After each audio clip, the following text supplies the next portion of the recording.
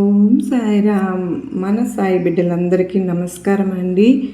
సాయినాథుని దయ వలన అందరూ ఎక్కడున్నా కూడా సుఖంగా సంతోషంగా ఎప్పుడూ కూడా అష్టైశ్వర్య ఆయురారోగ్యాలతో ఉండాలని చెప్పి సాయినాథుని తరపున నేను కూడా మనస్ఫూర్తిగా కోరుకుంటూ ఉన్నాను.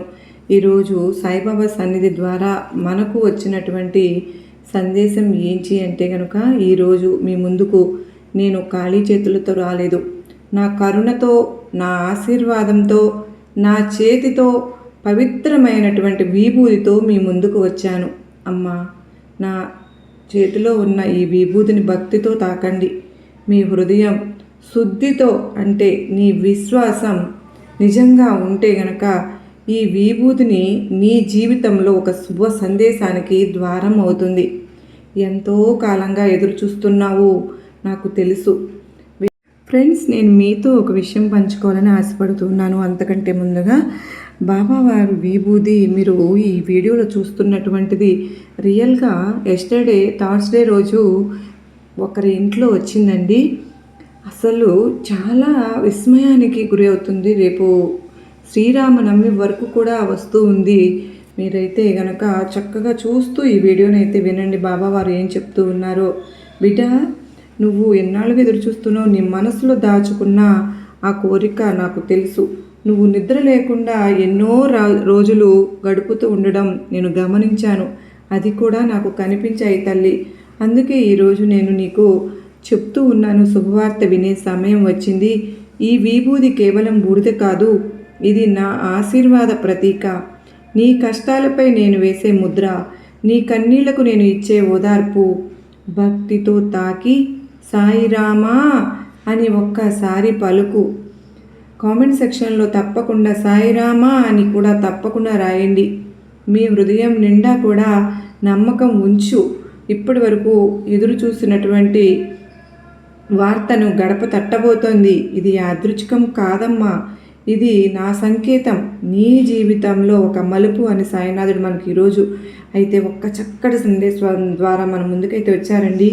మరి సాయినాథుని సందేశాన్ని ప్రతి ఒక్కరూ కూడా తప్పకుండా వినండి. చివరి వరకు వింటేనే కదా మీకు అర్థమవుతుంది. చాలామంది మన వీడియోస్ చూస్తూ ఉన్నారు, కానీ లైక్ చేయడం మాత్రం మర్చిపోతూ ఉన్నారు. ఫ్రెండ్స్, మీరు ఇచ్చే లైక్ అనేది నాకు ఇంకొంతమంది సాయి బిడ్డలకు ఈ వీడియో కూడా రీచ్ అవుతుంది. నాకు ఒక మోటివేషనల్గా కూడా ఉంటుంది. ప్రతి ఒక్కరూ ఛానల్ సబ్స్క్రైబ్ చేసుకుని నాకు సపోర్ట్ అయితే ఇవ్వండి. ఇప్పుడు సాయినాథుని సందేశాన్ని తెలుసుకుందామండి. తప్పకుండా మీరైతే కనుక మీ బాబావారు విభూది వాళ్ళ ఇంట్లో రావడం, నేను వాళ్ళతో స్వయంగా మాట్లాడడం కూడా జరిగింది. నిజంగా వాళ్ళు అమాయక భక్తికి బాబావారు ఎంత పొంగిపోతారు అన్నది నేను తన మాటల్లో విన్నాను.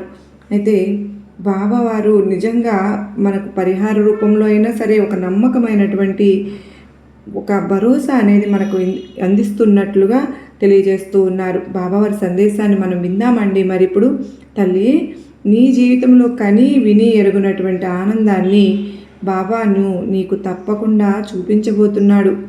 మీరు ఎంత దూరంగా ఉన్నా మీ హృదయంలో నన్ను పిలిచే స్వరం నాకు స్పష్టంగా వినిపిస్తూ ఉంటుంది. ఇవాళ నేను మీ ముందుకు ఒక చిన్న ఆశీర్వాదంతో వచ్చాను. నా చేతిలో ఉన్నటువంటి ఈ విభూతిని తాకు, భయపడవద్దు, సందేహించవద్దు. ఈ విభూతి కేవలం బూడిద కాదు, ఇది నా కరుణ, నా ఆశీర్వాదం, నా ప్రేమ. మీరు ఎన్నో రోజులు ఎదురు చూస్తూ ఉన్నారు కదా. ఒక శుభవార్త కోసం, ఒక ఫోన్ కాల్ కోసం కూడా ఎదురు చూస్తూ ఉన్నారు. ఒక మంచి సమాచారం కోసం కూడా ఎదురు చూస్తున్నారు. ఒక ఉద్యోగం కోసం ఎదురు చూస్తూ ఉన్నారు. ఒక సంతానం కోసం ఎదురు చూస్తూ ఉన్నారు. వివాహం కావాలని ఎదురు చూస్తూ ఉన్నారు. అప్పుల బాధ తీరాలని ఎదురు చూస్తూ ఉన్నారు. ఇలా మీరు ఎదురు చూస్తున్నటువంటి ప్రతి కోరిక, ప్రతి బాధ, ప్రతిదీ కూడా నాకు తెలుసు. రాత్రులు నిద్ర పట్టక బాధపడిన రోజులన్నీ కూడా నాకు తెలుసు. ఎవరికీ చెప్పలేని కన్నీళ్లు కూడా నాకు తెలుసు. కానీ ఇప్పుడు విను, నా చేతిలో ఉన్న విభూతిని తాకు. తప్పకుండా శుభవార్త వింటావు. నీ జీవితంలో నిలిచిపోయినటువంటి పని తప్పకుండా కదులుతుందమ్మా. ఆగిపోయినటువంటి సంబంధం మళ్ళీ దగ్గరవుతుంది. నిన్ను పట్టించుకుని నీకు వాళ్ళు అందరూ కూడా నీ విలువను గుర్తిస్తారు. నీ పేరు మంచి సందర్భంలో వినిపిస్తుంది. విభూది అంటే ఏంటో తెలుసా? ఈ ప్రపంచంలోని ప్రతి బాధ చివరికి బూడిద అవుతుంది. ప్రతి కష్టము ఒకరోజు ముగుస్తుంది. ప్రతి కన్నీరు కూడా ఒకరోజు చిరునవ్వుగా కూడా మారుతుంది. ఈ విభూది నీ భయాలను దహనం చేస్తుంది. నీ అనుమానాలను, అవమానాలను కాల్చేస్తుంది. నీ దారిలో ఉన్న అడ్డంకులన్నీ కూడా బూడిద చేస్తుంది. నువ్వు ఇప్పుడే తప్పకుండా కళ్ళు మూసుకో తల్లి. నీ చేతిని నా వైపు చాపమ్మ. ఈ విభూదిని తాకుతున్నట్లుగా ఊహించుకో. అలా తాకిన క్షణం నుంచి నీ జీవితంలో శుభ సందేశం ప్రారంభమవుతుంది. నేను చెప్పినటువంటి సందేశాన్ని ప్రతి ఒక్కరు మనసా వాచా కర్మణ కళ్ళు మూసుకుని ప్రశాంతంగా మీరు ఎన్నో పనులు ప్రతి ఒక్కరోజు చేసుకుంటూ ఉంటారు. అలాగే ఎంతో సమయాన్ని కూడా వృధా చేసుకుంటూ కూడా ఉంటారు.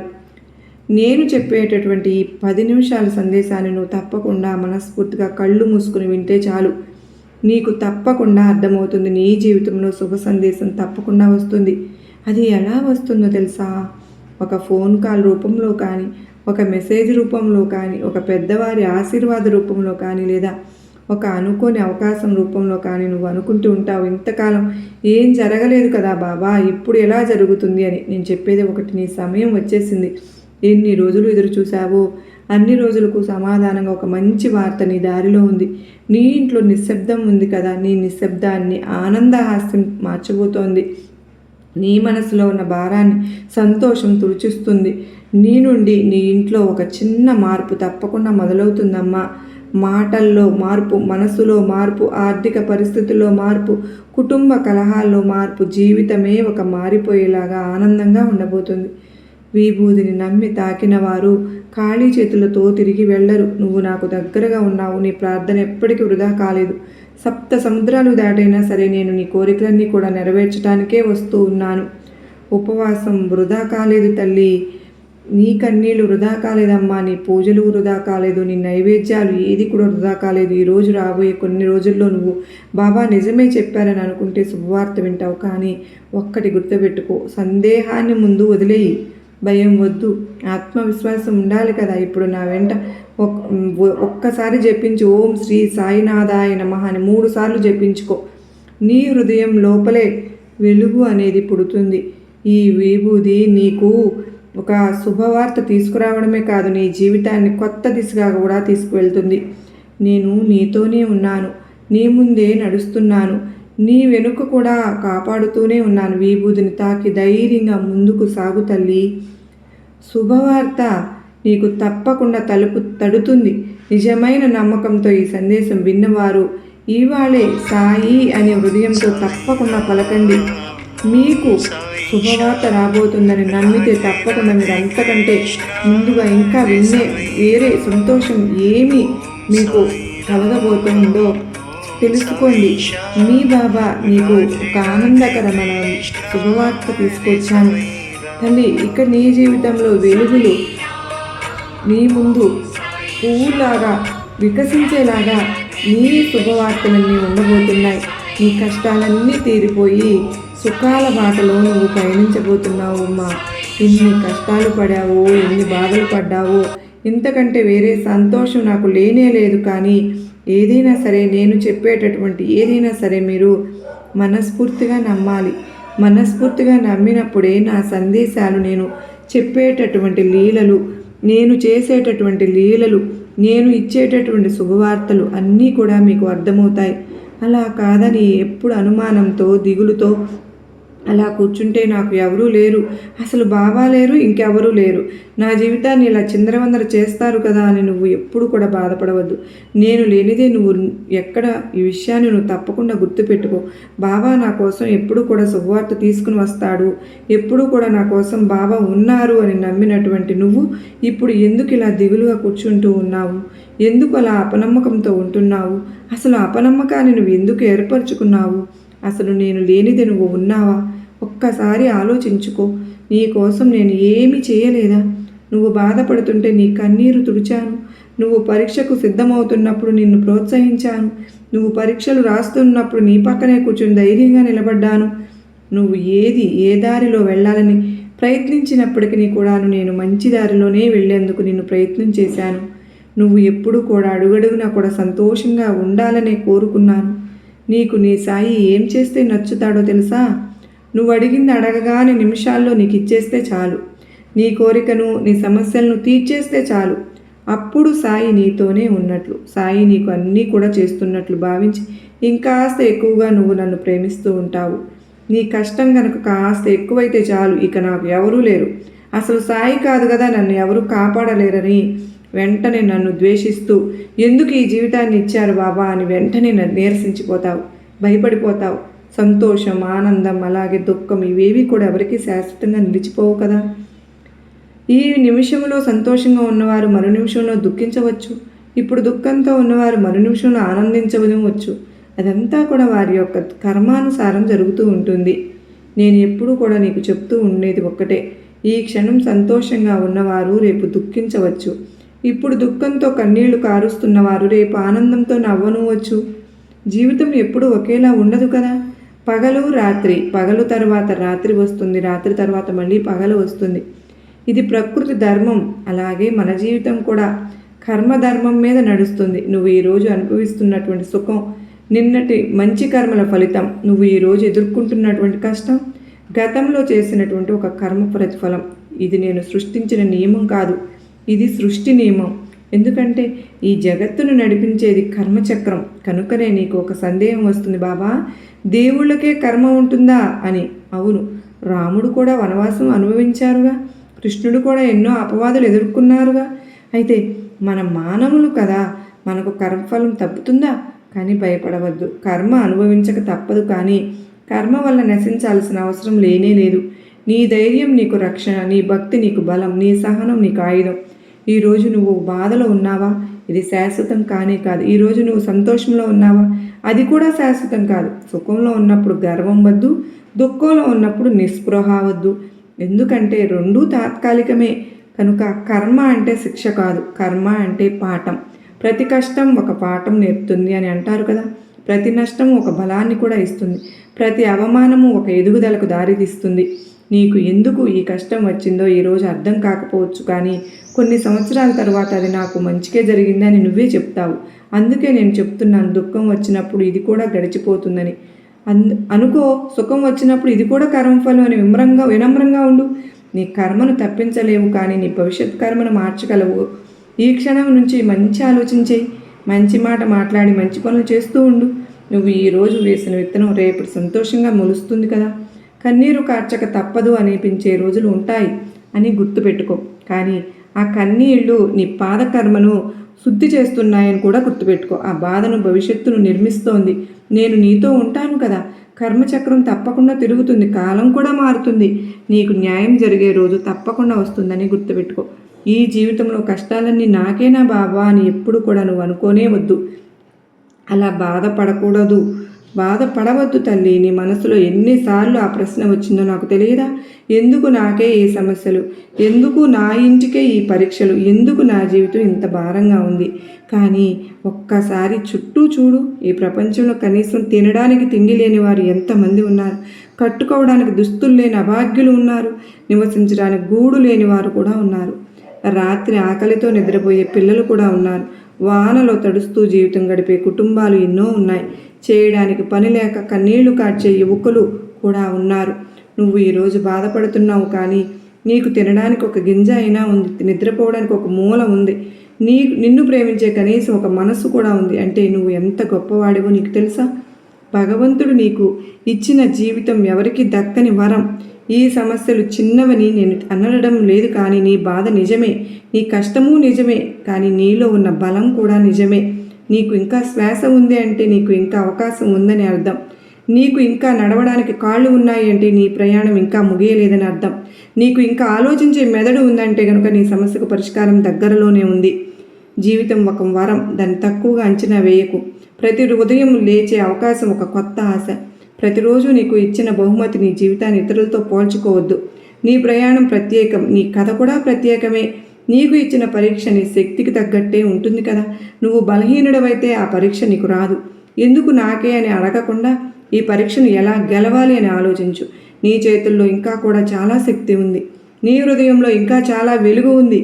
ఇప్పుడే కళ్ళను మూసుకుని ఒక్కసారి ఆలోచించు. కళ్ళును మూసుకుని నీవు ఉన్న స్థితి కూడా ఒక వరమే. నీ శ్వాసకు కృతజ్ఞత చెప్పు. నీ కుటుంబానికి కృతజ్ఞత చెప్పుకో. నీ జీవితానికి కృతజ్ఞత చెప్పుకో. నాకు మానవ జీవితం ఇచ్చినందుకు భగవంతుడికి కృతజ్ఞత చెప్పుకో. కృతజ్ఞత ఉన్న చోట కొత్త ఆశీర్వాదాలు వస్తాయి. నీ జీవితం విలువైనది. దాన్ని ప్రేమించు, గౌరవించు, ధైర్యంగా గడుపు. నేను నీతోనే ఉంటాను. నీ కష్టం తాత్కాలికం, నీ శక్తి శాశ్వతం. ఈరోజు మీకు ఉన్నదానిని కృతజ్ఞత చెప్పుకోండి. మీ జీవితం ఒక వరమని గుర్తించండి. కష్టాలు వచ్చిన ధైర్యంగా నిలబడండి. ఎందుకంటే మీరు బలమైన వారు కనుకనే, మీరు ప్రత్యేకమైన వారు కనుకనే, మీరు భగవంతుని పిల్లలు కనుకనే బాబా నా సమస్య ఇది, నా కోరిక ఇది అంటూ ఒక్కసారి చెప్తావు కదా, అది చాలు. ఇక నా సమస్య గురించి మర్చిపో. నీ సమస్యలన్నీ నేను చూస్తాను, శ్రద్ధ వహించు. అది కూడా నీకు ఇవ్వాలనేది బాబాకు బాగా తెలుసు కూడా. ఎప్పుడు ఆ సమయం రాగానే తప్పకుండా నువ్వు అడగకపోయిన క్షణాల్లోనే నీకు అందేలాగా చేస్తాను. దేనికైనా కానీ కాలమే కదా సమాధానం చెబుతుంది. అయినా నీకు ఎంతటి భాగ్యవంతమైన జీవితాన్ని ఇచ్చినా కూడా నువ్వు ఏదో కోల్పోయినట్లు ఎప్పుడూ కూడా ఎక్కువగా ఆలోచిస్తూ ఉంటున్నావు. అలా ఎప్పటికీ కూడా ఉండవద్దు. అప్పుడు నీకే అవగతమవుతుంది. ఒక్కసారి ఆలోచిస్తే నువ్వు ఆరోగ్యాన్ని ఇచ్చాను, నీకు తిండికి బట్టకు లోటు లేకుండా చేస్తూ ఉన్నాను, ఇవి చాలవా? ఇంకా నీ కుటుంబాన్ని పోషించే శక్తిని నువ్వు చేసే ప్రయత్నం మీదనే ఆధారపడేలాగా కూడా చేస్తుంది కదా. మరి అందుకు నేను కేవలం నిన్ను ముందుండి మాత్రమే నడిపిస్తాను. అంతవరకే నాది బాధ్యత. తరువాత చేయవలసినటువంటి కష్టం అంతా కూడా పూర్తిగా నీదే. అప్పుడు నీకు కూడా కష్టంలో వచ్చేటటువంటి ఆనందం ఏమిటో, దాని విలువ ఏమిటో అర్థమవుతుంది. నీకు ఆశీర్వాదాలు ఎప్పుడు అందుతూనే ఉన్నాయి. నీ బాబా ప్రత్యేకత నీకు తెలుస్తూనే ఉంది. నీకేం చేస్తున్నానో, నీకు కష్టంలో ఆనందం ఏమిటో, ఆ విలువ ఏమిటో తెలుసుకున్నావు కనుకనే ఎక్కువగా దేనికి తొందరపడవద్దు. పనిలో ఆలస్యం అవుతుందని బాధపడవద్దు, నిరాశ చెందవద్దు. ప్రతి మనిషి వెనుక పనికి ఒక పరమార్థం అనేది ఉంటుంది. ఆలస్యంగా అయినా సరే నీ గమ్యాన్ని నువ్వు తప్పకుండా చేరుకోవడమే కదా ప్రథమ కర్తవ్యం. కనుక మనస్ఫూర్తిగా మనశ్శాంతిగా ఉండు. తొందరపడి నిర్ణయాలు తీసుకోవద్దు. నిన్ను ఇలా చూస్తూ ఉంటే నాకు నిజంగా చాలా బాధగా కూడా ఉంటూ ఉంది. నువ్వు ఇలా దుఃఖంతో, మనసుని నీ బాధలతో, కష్టాలతో సతమతమైపోతూ ఉంటే ఎవరికి చెప్పుకోవాలో, ఏం చేయాలో తెలియనంత దీనస్థితిలో అయితే నువ్వు లేవు కదా. కనుకనే నాకు నీ గురించి అంతా కూడా తెలుసు. నీ గురించి తెలుసు, నీ కుటుంబం గురించి తెలుసు, నువ్వు పడే బాధ గురించి తెలుసు, నువ్వు పడుతున్నటువంటి సంతోషం కూడా నాకు తెలుసు. అవి ఇచ్చినటువంటి భగవంతునికి ముందుగా కృతజ్ఞతలు చెప్పుకోవాలి. అలా నువ్వు భగవంతునికి ఎప్పుడు కూడా బాధపడి కూర్చోవద్దు. చిన్న చిన్న సమస్యలకు ఇలా కృంగిపోతే ఎలా చెప్పు? ఏ సమస్య వచ్చినా సరే నీకు ఏదో ఒక పాఠం అయితే నేర్పించే వెళ్తుంది. అలాగే నీకు ఎన్నో తెలియనటువంటి నిజాలను కూడా, నీలో ఉన్నటువంటి శక్తి సామర్థ్యాలను కూడా, నైపుణ్యాన్ని కూడా నీకు తప్పకుండా తెలిసేలా చేస్తుంది. జీవితంలో ఎన్నో కష్టాలను నువ్వు అనుభవించావు, ఎన్నో బాధలను, ఎన్నో దుఃఖాలను చూశావు, ఎంతో సమయాన్ని కూడా వృధా చేసుకుంటూ వస్తూ ఉన్నావు. ఎప్పుడు కూడా ఒక కష్టజీవిలాగా కష్టపడాలి. ఎప్పుడు కూడా సంతోషంగా ఉండడానికి ప్రయత్నించాలి. నీలో దాగి ఉన్నటువంటి ఆ పరమాత్మ, నువ్వు కష్టంలో ఉంటే ఆయన కూడా కష్టంలో ఉన్నట్లే కదా. నీ మంచి కోసం నిన్ను కంటికి రెప్పలా కాపాడుతున్నటువంటి ఆ భగవంతుడికి నువ్వు ముందు కృతజ్ఞతలు చెప్పుకో. ఇంకా కొందరితో ఆరోపణలు చేయవలసినటువంటి సమయాలు కూడా వస్తాయి. కానీ నువ్వు మాత్రం వారితో మృదువుగా మాట్లాడు. ఇతరుల మనసును జయించు. ఒంటరి అని ఎప్పుడు అనుకోవద్దు. నీ సాయి లేనటువంటి ప్రదేశమే లేనేలేదు కదా. అడుగడుగున నీ సాయి లీలలు నీకు అనుభూతి ఇస్తున్నాయిగా. నీ సాయి నీతోనే ఉన్నానని నమ్ము.